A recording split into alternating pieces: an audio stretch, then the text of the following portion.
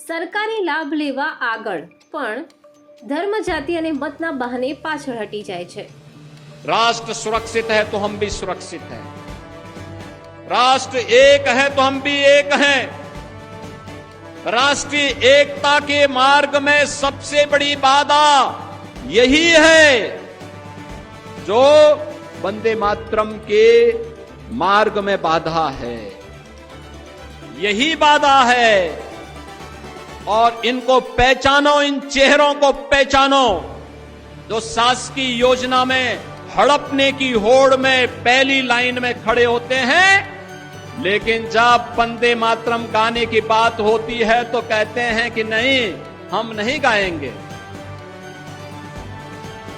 बहनों और भाइयों, मैं तो आप सबसे कहूंगा, हमें राष्ट्रीय एकता के मार्ग की इन बाधाओं को दूर करना होगा।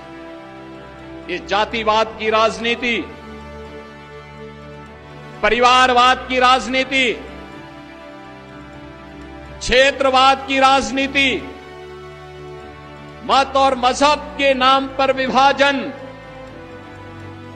समाज में किसी भी प्रकार की इस दुष्प्रवृत्ति को, जो भाई को भाई से लड़ाने की, जाति को जाति के साथ लड़ाने की, एक क्षेत्र को दूसरे क्षेत्र से लड़ाने की, किसी दुराभिसंधि पर आधारित हो, उसको कतई हमें स्वीकार नहीं करना चाहिए, कतई स्वीकार नहीं करना चाहिए।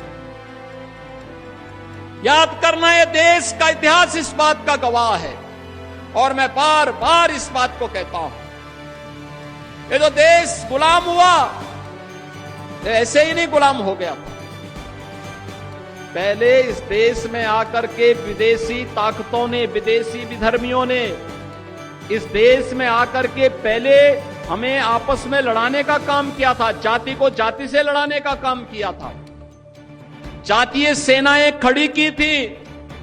ये जातीय सेनाएं ऐसे ही लड़ा करके पूरी ताकत को कमजोर कर दी और बाद में फिर बीच में घुस करके एक पक्ष को अपने साथ जोड़ करके ये दिखाने का कार्य करती थी कि वह उनके हितैषी हैं, लेकिन वास्तव में हितैषी नहीं थे, वह तो देश पर काबिज करने के लिए आए थे। बहनों और भाइयों, इतिहास केवल पढ़ने की नहीं, आत्मावलोकन का एक अवसर भी हम सबको देता है। इतिहास की गलतियों का परिमार्जन जितनी जल्दी हो सके हमें करना चाहिए और इतिहास के गौरवशाली क्षणों से प्रेरणा प्राप्त करके आगे के भविष्य को स्वच्छ और सुंदर बनाने में हमें योगदान देना चाहिए। વંદે માતરમ ન ગાવું અધિકાર છે કે દેશદ્રોહની શરૂઆત?